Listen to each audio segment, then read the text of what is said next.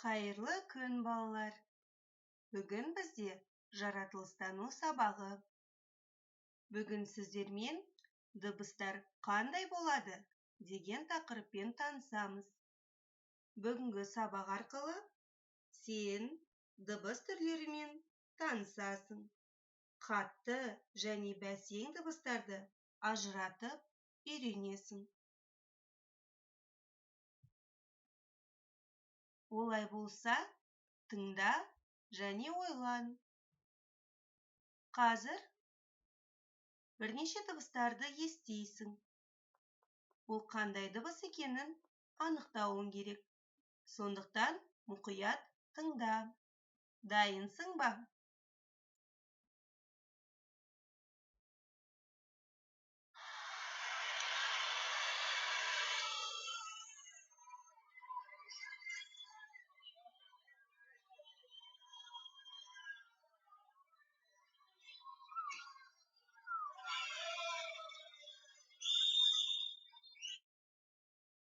Бұл қандай дыбыс болды екен?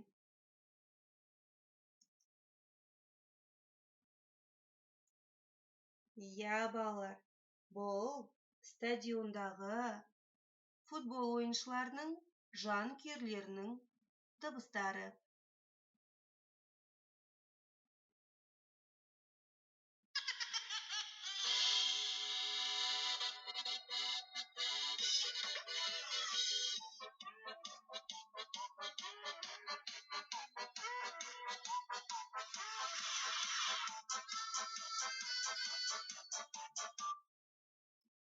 Ал бұл дыбыс ше?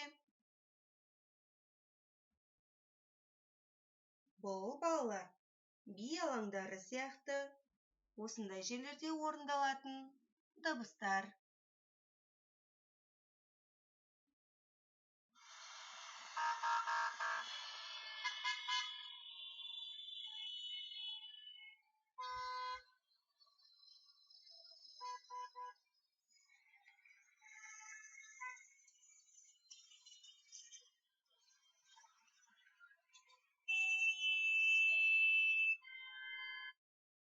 Иә, балалар, бұл дыбыстарды біз күнделікті естіп жүрміз, солай ғой?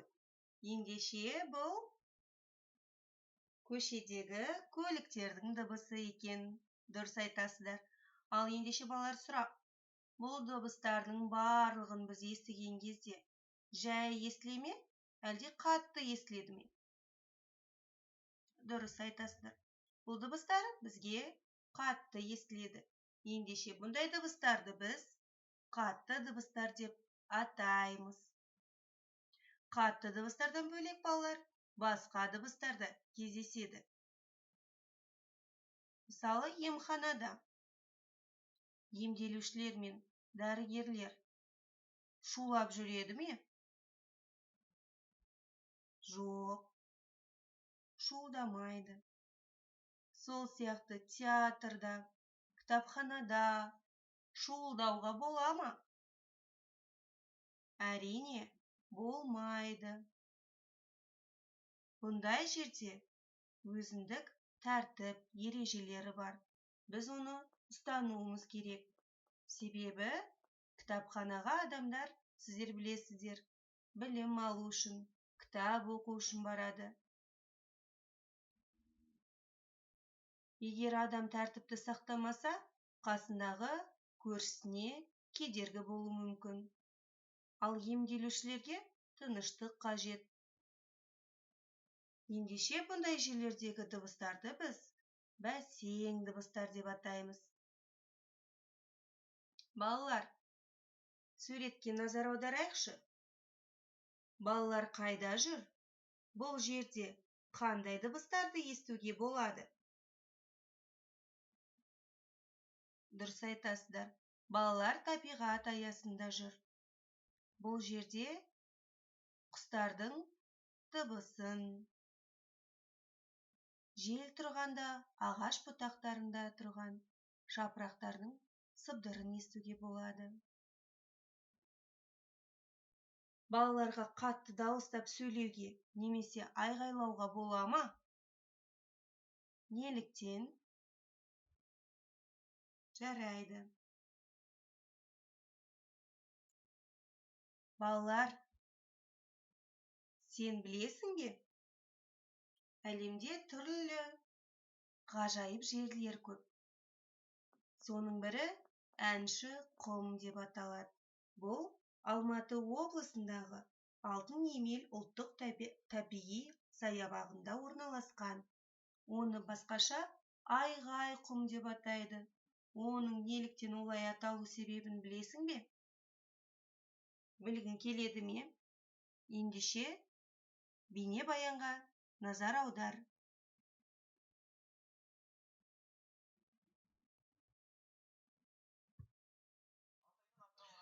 Алтай мен Атырау арасындағы ұшқан құсты қанатталатын ұлан байтақ даламызда тылсымға толы жерлер өте көп. Мәселен, Жетісу өңіріндегі Әулиеағаш, Шығыс өңіріндегі Тарбағатай тауындағы жұмбақты жазулар, Меркі жеріндегі балбал тастар, Кереку жеріндегі Баянауылдың ажайып табиғаты, Бурабайдағы 80 көл мен жұмбақтас секілді бірінен бірі өтетін аңызға толы өлкелер жайында алдағы бейнематериалымызда біз міндетті түрде айтатын боламыз. Ал өздеріңізбен бүгін жаңа маусымда біз Айғай құм жайындағы бейне көрінісімізді бірге тамашалайық.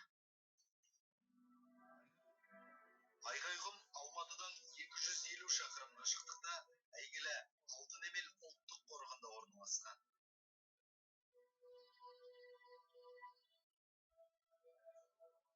Ән салып тұратын мұндай құм әлемнің 6 елінде ғана бар көрінеді.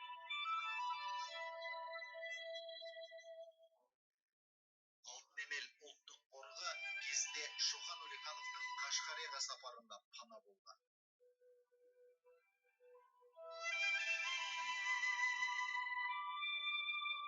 Тастақ далалы жерде құмды таулардың болуы расында таңғаларлық құбылыс.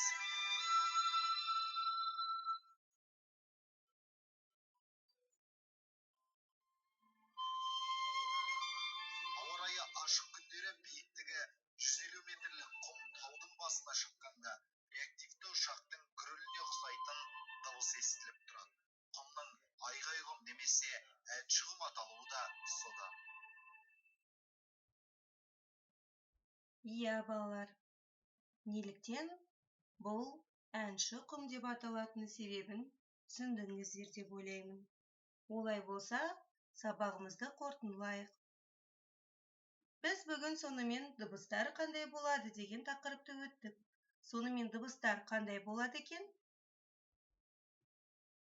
Қатты және бәсең дыбыстар болады. Қатты дыбыстарға қай жердегі дыбыстарды жатқызамыз?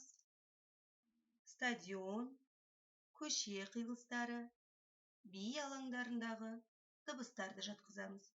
Ал бәсең дыбыстарға театр, аурухана, кітапхана деген сияқты жерлердегі дыбыстарды жатқызамыз.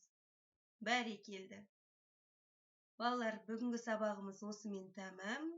Келесі кездескенше сау болыңыздар.